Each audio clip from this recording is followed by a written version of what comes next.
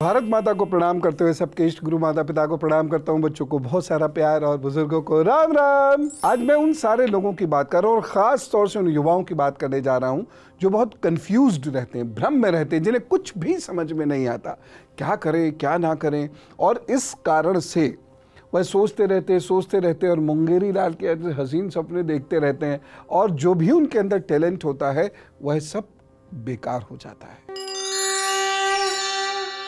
यूं तो मन साधना बहुत आसान नहीं है, लेकिन मन साधना भी पड़ता है। मन सधाया जा सकता है, मन सधता नहीं है, इसके लिए अनेक ग्रह भी जिम्मेदार होते हैं, आपके व्यवहार भी जिम्मेदार होते हैं। लेकिन फिर भी गलत चीजों को सही किया जा सकता है। काल्पनिक जीवन में चंद्रमा और केतु बड़ा विचरण कराते हैं, यानी चंद्रमा और केतु हमेशा आपको कल्पनाओं में घुमाते रहेंगे। साइकिल पे चला जा रहा आदमी और वो जो नाम भूल गया मैं, चूड़ी वाली गाड़ी होती है ना, इसमें चूड़ी ऐसे ऐसे बनी होती है बहुत सारी, उस गाड़ी के बारे में मैं यहाँ ड्राइविंग कर रहा हूँ, ऐसे साइकिल पे चले जा रहे, आगे पत्थर आया, धुड़क से लुढ़क गए। यानी जो था उसका भी सदुपयोग नहीं हुआ, नुकसान उठाया। ये ऐसा उदाहरण है जो युवा या जो बच्चे हैं वो समझ गए होंगे मैं क्या कहना चाह रहा हूं। चंद्रमा और केतु एक ऐसी धरातल पर विचरण कराते रहते हैं आपको जिसका कोई ठोस आधार नहीं होता, और ऐसे बच्चे जीवन पर्यंत कल्पनाएं करते रहेंगे, बड़ी बड़ी बातें करते रहेंगे, लेकिन काम उतने बड़े नहीं करेंगे। हमेशा जब काम करने का वक्त आएगा तो परिस्थिति को दोष दे देंगे, लोगों को दोष दे देंगे, फिर अपने कल्पना सपने देखने शुरू कर देंगे, लेकिन काम नहीं करेंगे। इसलिए कोई विशेष तरक्की जीवन पर्यंत उन्हें नहीं मिलती, कोई विशेष सफलता जीवन पर्यंत उन्हें कहीं नहीं मिलती, और ऐसे लोग हास्य का पात्र भी बन जाते हैं। मुख्य ग्रह यदि कमजोर हो तो व्यक्ति के जीवन में कोई लक्ष्य नहीं होता, उसे मालूम ही नहीं होता वो क्यों है, उसे मालूम ही नहीं होता वो धरती पे क्यों आया है, क्या करेगा, उसका टैलेंट क्या है, उसे पता ही नहीं होता है कि वह जीवन जी क्यों रहा है, उद्देश्य क्या है। और जिस व्यक्ति को उसका उद्देश्य नहीं मालूम, वो व्यक्ति पशु के समान है, चला जा रहा है, पीछे से कोई हाँक देगा तो तेज चलने लगेगा, कुछ नहीं पता, अनजानी सड़क पर चला जा रहा है। हमेशा ऐसा व्यक्ति क्या करूं क्या ना करूं के बीच में झूलता रहता है। मुख्य ग्रह जिसका कमजोर होगा, कंफ्यूजन के साथ साथ बीमार और परेशान भी वह रहेगा। यदि कोई व्यक्ति भ्रम की स्थिति में रहता है तो उसे उसके उपाय जरूर करना चाहिए, अन्यथा जीवन पर्यंत तो बड़ी दुर्गति होती है। और यह मैं एक चीज आपको कहना चाहता हूं कि यदि आपके चंद्र केतु और मुख्य ग्रह का योग ठीक नहीं है तो जो व्यक्ति आपको ठीक करने के लिए सही सलाह देगा भी, आप उसी के खिलाफ खड़े हो जाएंगे, क्योंकि आप कल्पनाओं में तो बहुत बड़े आदमी बन चुके हैं, कल्पनाओं में तो आप सारी दुनिया के मास्टर बन चुके हैं, सारी दुनिया के टीचर बन चुके हैं, सारी दुनिया के प्रेसिडेंट बन चुके हैं। इसीलिए आप वास्तविक जीवन में किसी की बात सुनेंगे ही नहीं, समझेंगे नहीं, उससे आपके अहम का टकराव होगा। और आप देख लीजिएगा ऐसे लोग किसी के नहीं होते, ऐसे लोगों का कोई नहीं होता, कोई रिश्ते नाते उनके नहीं होते, वो एक ख्याली दुनिया में रहते हैं और उसी दुनिया में उनके दोस्त होते हैं, उसी दुनिया में वो बहुत कुछ बन जाते हैं, हकीकत की धरातल पर वो नहीं होते हैं। मैं डांट देता हूं ना, लेकिन आपके ही फायदे के लिए, से मेरा तो कोई लाभ नहीं है। मेरी डांट सुन लिया करो और माफ कर दिया करो, लेकिन काम जरूर कर लिया करो, क्योंकि लाभ आपका होगा, आपके परिवार का होगा। मेष वृषभ मिथुन और कर्क। अब जो मैंने आपको तकनीकी बात बताई चंद्र केतु मुख्य ग्रह की, बहुत सारे लोग इसे नहीं समझ पाए होंगे। मैं इसे हाथ पर भी समझाता हूं, चलिए मेरे क्लास में। अब मैं आपको हाथ पर वो रेखाएं बताता हूं जो यदि आपके हाथ में है तो या तो कंफ्यूज स्थिति में रहेंगे या आप कल्पनाओं की दुनिया में विचरण करेंगे। यानी जो भी स्थिति हो, आप अपनी काबिलियत को दुनिया के सामने ला नहीं पाएंगे और एवरेज जिंदगी गुजार पाएंगे बस।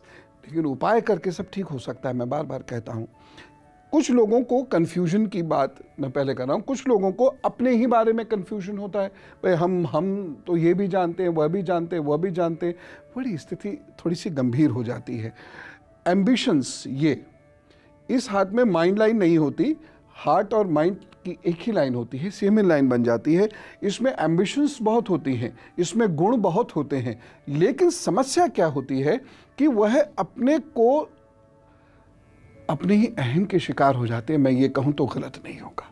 वह दूसरों की कमियां निकालते निकालते उनकी रेखा को छोटा करने में इतने व्यस्त हो जाते हैं कि अपनी रेखा को बड़ा नहीं कर पाते, और ये नाकामी का एक बहुत बड़ा कारण है बच्चों। भाई बड़े तो जो जानते हैं उन्हें मैं क्या समझाऊं, जो नहीं समझना चाहते उन्हें मैं समझा नहीं सकता, लेकिन बच्चों को तो मैं समझा सकता हूं। बच्चों, हमेशा अपने विरोधी की रेखा को छोटा करने की बजाय अपनी रेखा को बड़ा करो, उस पर ज़्यादा ध्यान मत दो, अपनी स्थिति को बेहतर करने की कोशिश करो, नहीं तो तुम उसमें उलझ जाओगे और उससे बुरी स्थिति में चले जाओगे। अपने में मेहनत करोगे तो अच्छा है। अगर ये रेखा एक हाथ में है तो फिर भी चलो मैनेज हो जाएगा, शायद मैनेज हो जाएगा, लेकिन अगर ये रेखा दोनों हाथों में एक सी है तो स्थिति बहुत खराब हो जाएगी। ऐसे व्यक्ति के अंदर टैलेंट तो बहुत होगा, लेकिन उसकी ईगोज इतनी हाई हो जाएंगी कि वह हर एक के अंदर नुक्स निकालेगा, खुद कुछ काम नहीं करेगा। ये एक रेखा हुई। दूसरी रेखा को समझो भैया, यह आपकी हृदय माइंड की लाइन है और ये ऐसे ऐसे ऐसे ऐसे करके चल रही है। ये कई रेखाओं में बढ़ गई,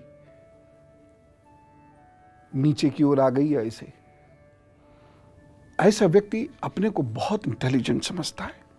देखो, मैं उससे मिला, उसने मेरे बारे में ये कहा वो कहा, इतनी प्रशंसा करी, उस एक व्यक्ति को दुनिया समझ के वह इतना खुश हो जाएगा कि शाम को लड्डू बांटेगा, कई दिनों तक खुश रहेगा। लेकिन ये नहीं सोचेगा अरे एक व्यक्ति ने प्रशंसा कर दी तो कौन सी इसमें बड़ी बात है। हो सकता है उसकी प्रशंसा करने का कोई और मंतव्य हो सकता है किसी और कारण से उसने प्रशंसा की हो, जरूरी नहीं। देखो बच्चों, बड़ों को भी मैं कहना चाहूंगा, सबकी प्रशंसा सुनकर खुश मत हुआ करो।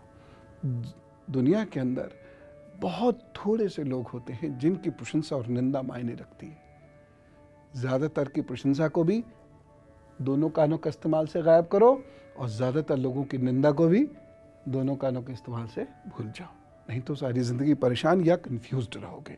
लेकिन ऐसी लाइन वाला बहुत मुश्किल से करेगा। देखिए, अपने बच्चों को और खुद को भी कंफ्यूजन्स और कल्पनाओं से निकालिए। ये उपाय उनको जरूर निकालेंगे, तभी तो वह कुछ क्रिएटिव और कंस्ट्रक्टिव कर पाएंगे।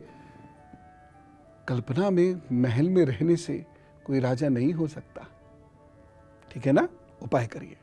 बहुत सारे बच्चों के मन में ये भ्रम उत्पन्न हो रहा होगा या उनके प्रश्न ये उनके मन में उत्पन्न हो रहा होगा कि पहला उपाय लिखिए, दिमाग को दुरुस्त करने के लिए, चंद्र केतु को मजबूत और बेहतर करने के लिए माथे पर केसर का तिलक लगाना शुरू करें। जहां एक और यह आपको कल्पनाओं की दुनिया से निकालकर कर्म की दुनिया में स्थापित करेगा, साथ ही साथ आपकी इंट्यूशन भी इंप्रूव करेगा और उसके साथ साथ आपके मित्रों आदि का सहयोग भी आपको दिलवाएगा। मित्रों की बात पर एक खास चीज कहता हूं। देखो बच्चों, अगर आपके मित्र अच्छे नहीं हैं तो आपकी जिंदगी नरकीय हो जाएगी, क्योंकि उनकी बातों का प्रभाव, उनके मोबाइल का प्रभाव, उनके इंटरनेट का प्रभाव, उनकी फेसबुक का प्रभाव बहुत है। आपके मम्मी पापा के भी मित्र खराब होते थे, उनका भी बुरा प्रभाव पड़ता था, लेकिन वे जिंदगी के एक छोटे हिस्से को प्रभावित करते थे बस, क्योंकि वो थोड़ी देर साथ रहते थे। लेकिन अब साथ 24 घंटे का है, मोबाइल के रूप में, फेसबुक के रूप में, आदि आदि। इसलिए खराब लोगों का साथ छोड़ दो, जो निंदा करते हैं, कर्म नहीं करते, उनका साथ छोड़ दो, नहीं तो आपको वो कल्पनाओं की दुनिया में पहुंचा देंगे और आपको बहुत नुकसान होगा। एक चीज मैं और बताता हूं, अगर आपका चंद्र केतु मुख्य ग्रह खराब है और आप सिर्फ सोचते हैं, कर कुछ नहीं पाते हैं, या फिर जब करने चलते हैं तो टू डू और नॉट टू डू में फंस जाते हैं, ऐसे लोगों को यदा कदा मूलियों का दान करना चाहिए। और जब मैं कहूं यदा कदा का मतलब ये नहीं है साल भर में एक बार यदा और दूसरी बार कदा। मेरा मतलब यह है कि हर हफ्ते 10 दिन में कर दिया कीजिएगा। ऐसे लोग हैं, मैं बता रहा हूं। और अब गुरु मंत्र। अगर मन बहुत व्याकुल रहता है, घड़ी घड़ी भटकता है, कुछ सोचते हैं, कुछ करते हैं और जो सोचते हैं वो कर नहीं पाते हैं और दूसरों की बातों से प्रभावित हो जाते हैं या कल्पनाओं की दुनिया में घूमते रहते हैं, तो लोहे का छल्ला धारण कर लीजिए, अपनी मध्यमा में धारण कर लीजिए, सूर्यास्त के बाद धारण कर लीजिए, या फिर गले में तांबे और सोने की चेन मिलाकर पहन लीजिए, यानी सोने में तांबा 50-50 करवा के फिर वो एक चेन धारण कर लीजिए। सोने की अंगूठी बाएं हाथ में पहन लीजिए, अंगुली कोई भी हो सकती है। बस ये उपाय कीजिए और एक सूत्र याद रखिए, प्रभु के सामने बैठकर सोचिए, वो निर्णय लीजिए, उस निर्णय को लिख दीजिए, प्रभु के चरणों में रख दीजिए, काम शुरू कर दीजिए। बहुत सारे खताएं हैं जो भगवान श्री गणेश जी के उपाय पुनः जानना चाहते हैं, ठीक है, बताता हूं, लेकिन कुछ नई चीजें भी आपको जरूर बताऊंगा। उसके साथ साथ जरूर उसको कहीं लिख कर रखिएगा। फिलहाल लक्ष्य स्पष्ट कीजिए, पक्का इरादा कीजिए, अनुशासित जीवन जिए और अपने सारे इरादों की पोटली प्रभु के चरणों में रख दें। काम पर निकल पड़ो, हार जैसी कोई चीज नहीं होगी, मेरा तो अखंड विश्वास है। आप भी रखो ना विश्वास। चलो, राम राम, नमस्कार।